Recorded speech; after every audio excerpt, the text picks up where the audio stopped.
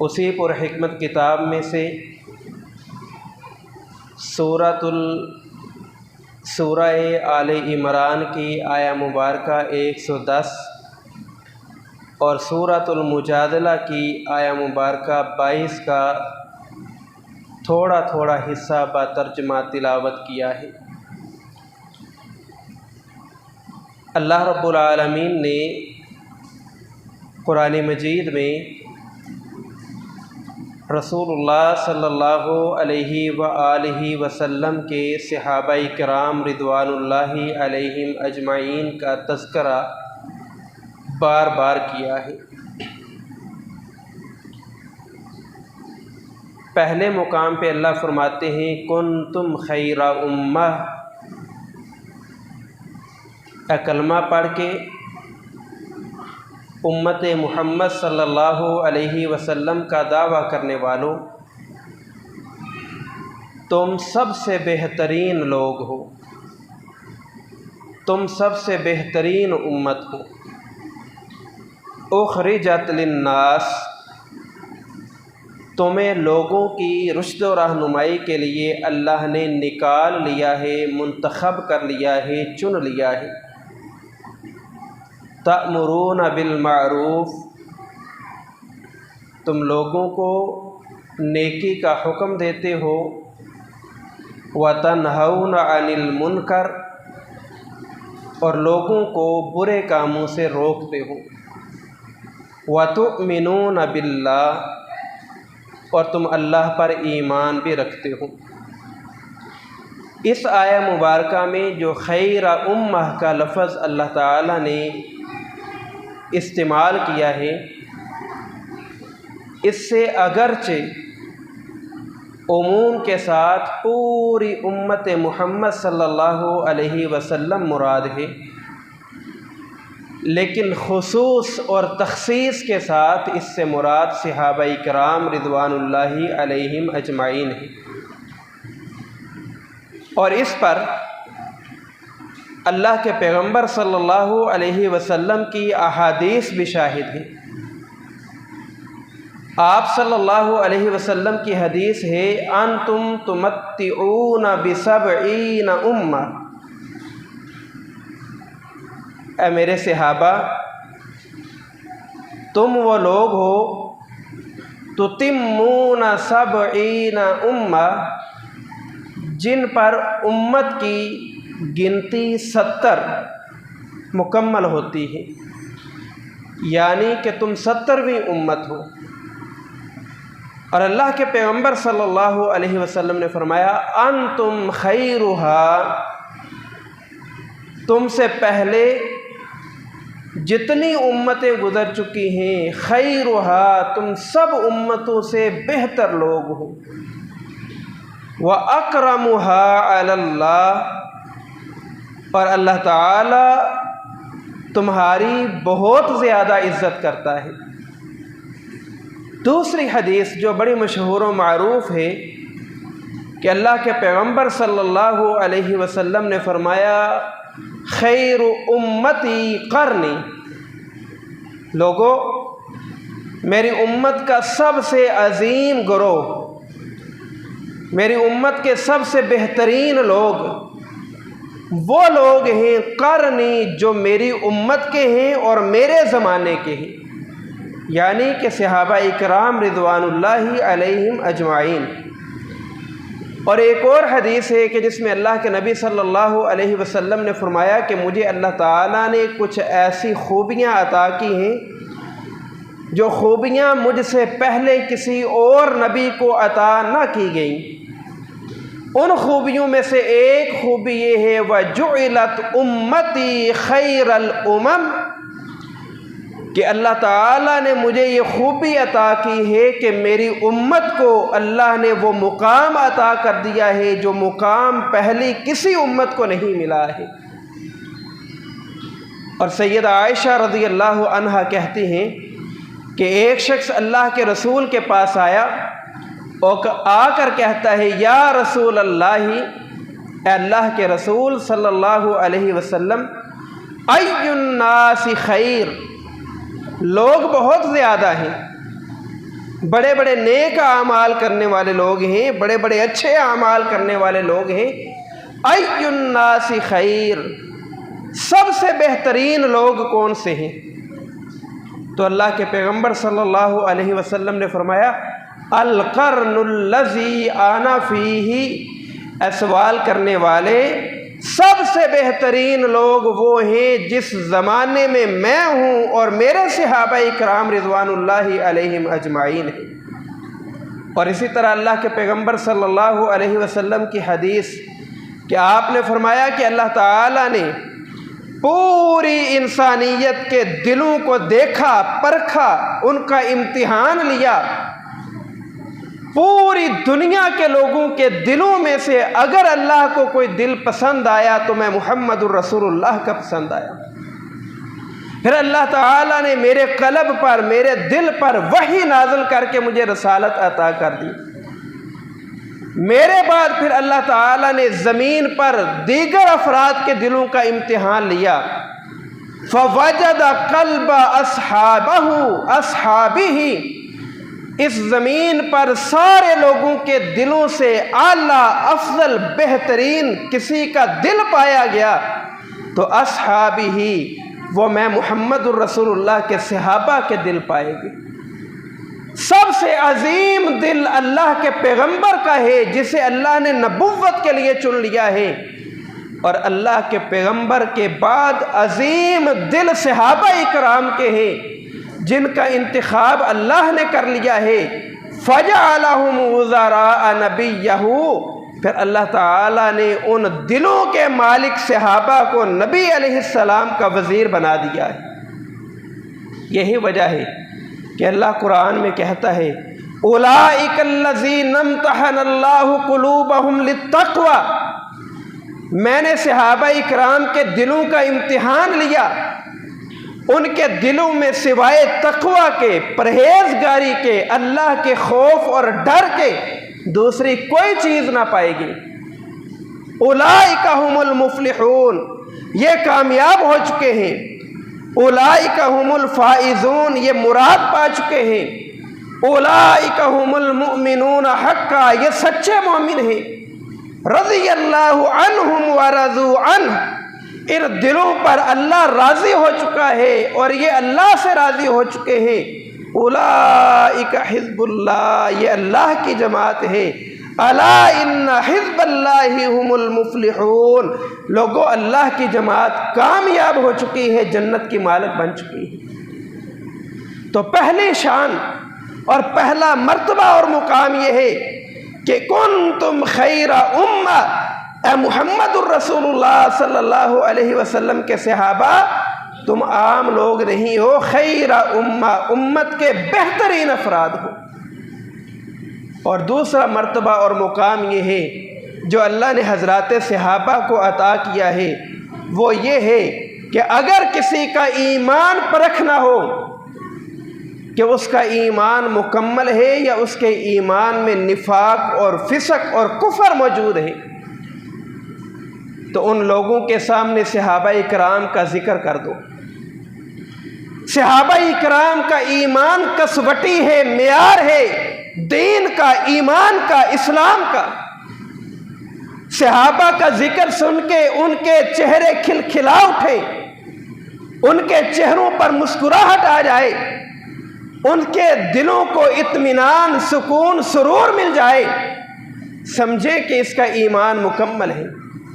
اور اگر صحابہ کا ذکر اور صحابہ کا نام اور صحابہ کا تذکرہ سن کے ان کے چہروں پر ناگواری کے اثرات آئیں، ان کے رنگ بدل جائیں، ان کا ایمان مکمل نہیں ہے، ان کے دلوں میں ایمان داخل نہیں ہوا، ابھی وہ نفاق میں ہیں، فسق میں ہیں، کفر میں ہیں۔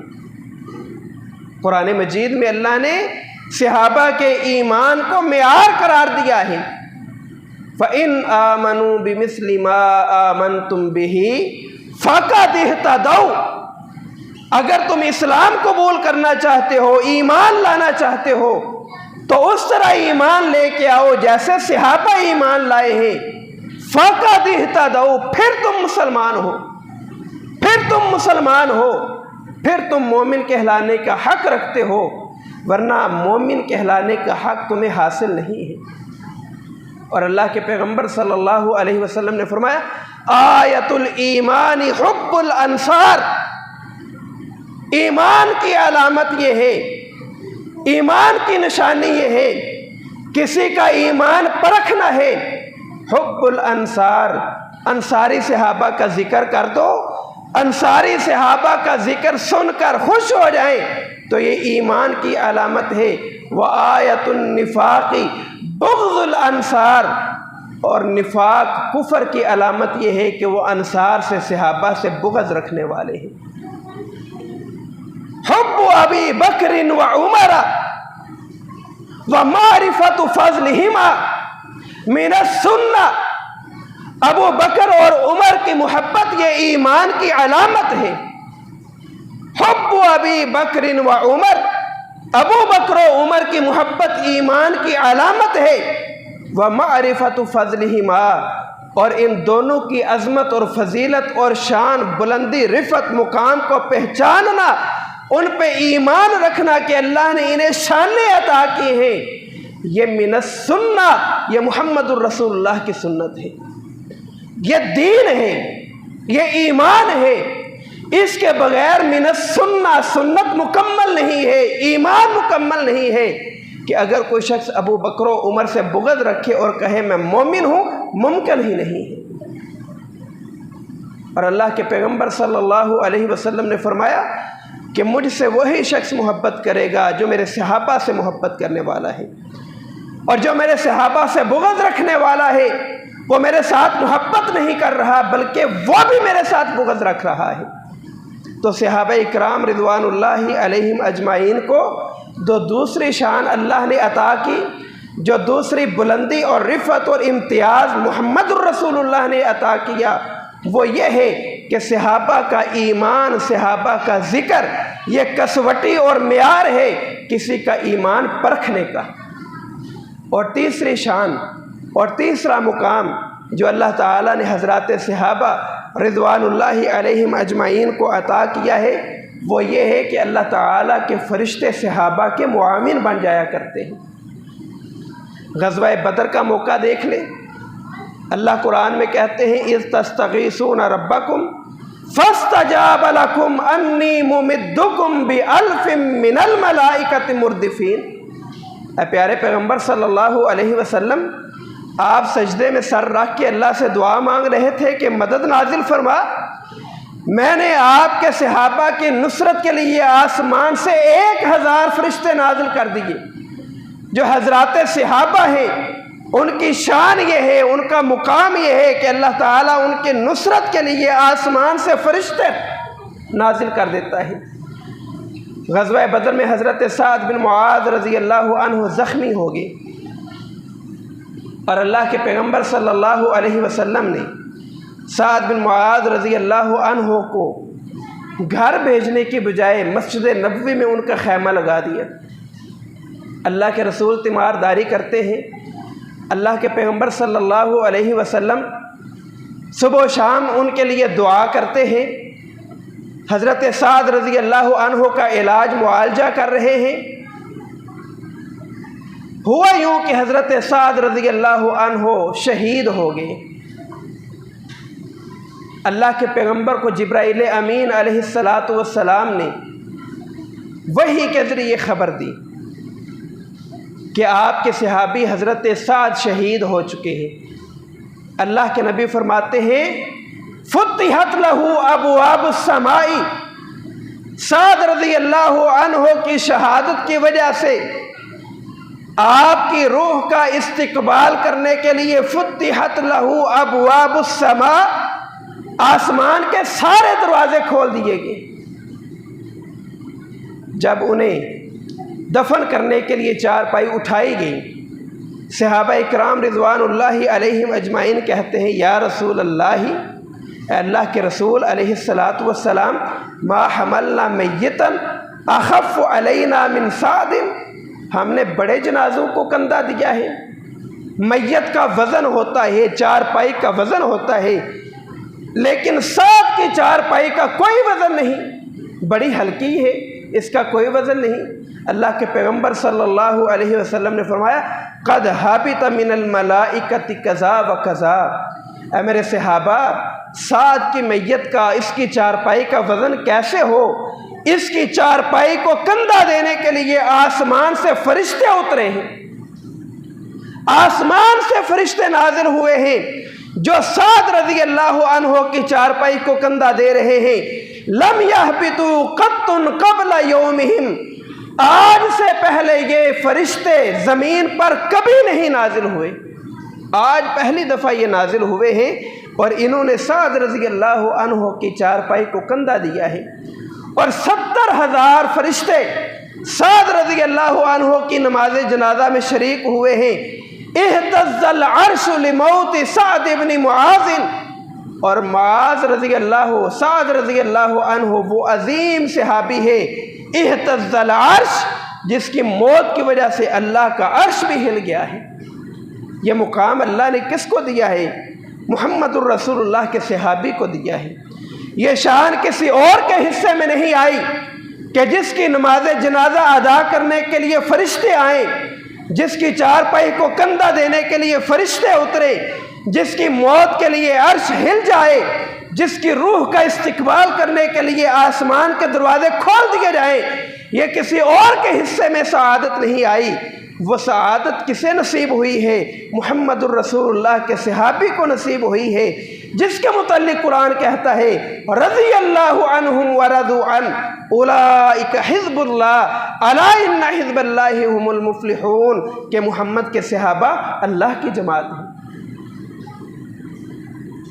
اور اللہ نے رسول اللہ صلی اللہ علیہ وسلم کے صحابہ کو یہ مقام اور شرف بھی دے دیا ہے کہ آپ کے صحابہ سے اگر کوئی خطا ہو جائے، اگر کوئی گناہ ہو جائے، اللہ تعالیٰ آپ کے صحابہ کو اس خطا سے، اس گناہ سے بری الذمہ قرار دیتا ہے۔ ہاں کچھ لوگ ہیں جنہیں سزائیں ملی ہیں، مثلا جس نے مال غنیمت میں سے تسمہ چوری کیا تھا، اللہ کے پیغمبر صلی اللہ علیہ وسلم نے فرمایا اسے سزا مل رہی ہے۔ جس نے میدان جہاد میں اپنے اس لٹکے ہوئے بازو کی وجہ سے خودکشی کر لی تھی، اللہ کے پیغمبر نے فرمایا یہ جہنم میں چلا جائے گا۔ لیکن جو حضرات صحابہ ہیں ان سے اگرچہ خطائیں سرزد ہوئی ہیں، اللہ تعالیٰ نے صحابہ کی ان خطاؤں سے درگزر فرما دیا ہے۔ آج لوگ یہی باتیں تو اچھالتے ہیں کہ دیکھیں نہیں محمد کے صحابہ یہ تھے فلاں تھے، انہوں نے یہ کیا، انہوں نے یہ کیا، انہوں نے جو کچھ بھی کیا اللہ نے کہہ دیا رضی اللہ عنہم ورضوا عنہ، میں ان سے راضی ہوں۔ سیدنا حاتب بن ابی بلتہ رضی اللہ عنہ سے بڑا گناہ کسی سے سرزد ہوا؟ حاتب بن بلتہ رضی اللہ عنہ نے غداری کی۔ کیا کیا؟ انہوں نے خط لکھ کے مکہ روانہ کر دیا کہ محمد کریم علیہ السلام مکہ پر حملہ کرنا چاہ رہے ہیں۔ اللہ کے نبی نے فرمایا علی، ابو مرثد، زبیر رضی اللہ عنہم تم تینوں جاؤ، تمہیں ایک مشرکہ عورت روضہ خاک پہ ملے گی، اس کے پاس ایک خط ہے، وہ خط لے کے آ جاؤ۔ حضرت علی رضی اللہ عنہ گئے، اسی مقام پر جہاں اللہ کے نبی نے کہا تھا وہ خاتون مل گئی، کہا تیرے پاس ایک خط ہے، وہ خط ہمیں دے دو۔ اس نے کہا میرے پاس نہیں۔ تلاشی لی گئی، وہ خط نہ ملا۔ حضرت علی کہتے ہیں کہ اللہ کے پیغمبر جھوٹ نہیں بولتے، تیرے پاس خط موجود ہے، اگر تو تلاشی نہیں دے گی، خط نہیں دے گی، تیرے کپڑے اتار کر تلاشی لی جائے گی۔ وہ خاتون ڈر گئی، اس نے اپنی شلوار میں سے اور ایک روایت کے مطابق اپنے بالوں کی میڈنگوں سے اس نے وہ خط نکال کر حضرت علی کے حوالے کر دیا۔ وہ خط اللہ کے رسول کے پاس لایا گیا، پڑھا گیا۔ حضرت عمر رضی اللہ عنہ کہتے ہیں اللہ کے رسول مجھے حکم دیں میں اس غدار کا سر اتار کے رکھ دوں۔ اس سے بڑا گناہ کیا ہو سکتا ہے کہ مسلمانوں کے راز فاش کیے جا رہے ہیں۔ اور اللہ سورہ ممتحنہ میں کہتا ہے لا تتخذوا عدوی وعدوکم اولیاء، میرے اور اپنے دوستوں، میرے اور اپنے دشمنوں کو اپنا دوست نہ بناؤ۔ حاتب بن ابی بلتہ مسلمانوں کے راز کافروں کے سامنے فشا کر رہے ہیں۔ عمر کہتے ہیں میں اس کا سر اتار دوں۔ اللہ کے پیغمبر صلی اللہ علیہ وسلم نے فرمایا ان اللہ اطلع علی اہل بدر۔ عمر چھوڑ دو، حاتب بن ابی بلتہ کا یہ گناہ، یہ خطا، یہ غلطی اللہ نے معاف کر دی ہے۔ وجہ یہ ہے کہ یہ بدر میں شریک تھے، میدان بدر میں مسلمانوں کی طرف سے کافروں کے ساتھ لڑائی کرتے رہے ہیں۔ اللہ نے بدر والوں کا دل دیکھ لیا، پرکھ لیا، اس میں سوائے ایمان کے کچھ نہیں ہے۔ ان اللہ اطلع علی اہل بدر فقال اعملوا ما شئتم۔ اللہ نے کہہ دیا ہے بدر والو تم جو مرضی کرتے رہو، غفرت لکم، میں نے تمہیں معاف کر دیا ہے۔ اللہ معافی کا اعلان کر رہا ہے۔ میں اور آپ کون ہوتے ہیں کہ صحابہ کی چھوٹی چھوٹی بات کو لے کر اچھالیں اور اس چھوٹی سی بات کی بنیاد پر صحابہ پہ ایمان سے خارج ہونے کے فتوے لگا دیں اور صحابہ کو کافر کہہ دیں اور نہ جانے کیا کچھ صحابہ کو کہہ دیں۔ حضرت حاتب رضی اللہ عنہ کا غلام آ گیا، کہتا ہے اللہ کے رسول حاتب رضی اللہ عنہ میرے اوپر ظلم کرتے ہیں۔ اللہ کے نبی صلی اللہ علیہ وسلم نے فرمایا کذبت، تو جھوٹ بولتا ہے، تو کہتا ہے کہ میں حاتب کو اس بات پہ سزا دوں کہ وہ تیرے اوپر ظلم کرتا ہے؟ کذبت، تو جھوٹ بولتا ہے، لا يدخلها، اللہ تعالی حاتب رضی اللہ عنہ کو کبھی بھی جہنم میں داخل نہیں کرے گا۔ وجہ یہ ہے کہ قد شہد بدرا والحدیبیۃ، حاتب رضی اللہ عنہ غزوہ بدر میں بھی شریک ہوئے تھے، حدیبیہ کی صلح کے وقت بھی شریک تھے۔ صحابہ کی خطائیں اگرچہ ان سے ہوئیں لیکن ان خطاؤں پہ اللہ نے معافی کا قلم پھیر دیا۔ مجھے اور آپ کو یہ حق حاصل نہیں کہ ہم صحابہ اکرام رضوان اللہ علیہم اجمعین کی خطاؤں کو لے کر ان پہ کفر کا فتویٰ لگاتے پھریں۔ صحابہ تو وہ ہیں جن کے ایمان کی سند اللہ نے آسمان سے نازل کی، جن کے ایمان کی گواہی محمد الرسول اللہ نے دی۔ ان کے ایمان کی گواہی اللہ کے پیغمبر بھی دے، اللہ بھی دے، میرے اور آپ کے ایمان کی گواہی ہمارے باپ دادا نہیں دیتے، ہماری اولاد نہیں دیتی، ہمارے دوست نہیں دیتے۔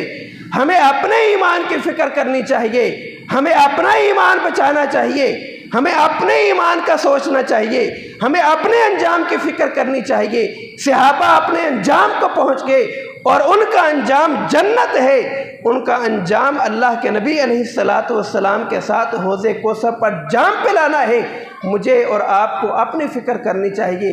اللہ کہتے ہیں کنتم خیر امہ، اگرچہ عموم کے ساتھ پوری امت مسلمہ اس میں داخل ہے لیکن خصوص اور تخصیص کے ساتھ محمد الرسول اللہ کے صحابہ بھی شامل ہیں کہ اس زمین پر سب سے بہترین لوگ محمد الرسول اللہ کے صحابہ ہیں۔ یہ لوگوں کو نیکی کا حکم دیتے ہیں، گناہوں سے روکتے ہیں، تؤمنون باللہ، اللہ پر ایمان رکھتے ہیں، رضی اللہ عنہم ورضوا عنہ، اللہ ان سے راضی ہے، یہ اللہ سے راضی ہے۔ اولئک حزب اللہ، یہ عام لوگ نہیں، یہ اللہ کی جماعت ہے۔ الا ان حزب اللہ هم المفلحون، خبردار ہو جاؤ، متنبہ ہو جاؤ، محمد الرسول اللہ کے جو صحابہ ہیں یہ اللہ کی جماعت ہے اور اللہ کی جماعت کامیاب ہو چکی ہے، مراد پا چکی ہے۔ اللہ سے دعا ہے اللہ ہمیں صحابہ کا مقام مرتبہ سمجھنے کی توفیق عطا فرمائے، اللہ صحابہ اکرام کی محبت عطا فرمائے، صحابہ اکرام کے بغض اور کینے اور حسد سے اللہ تعالی محفوظ فرمائے۔ وآخر دعوانا ان الحمد للہ رب العالمین۔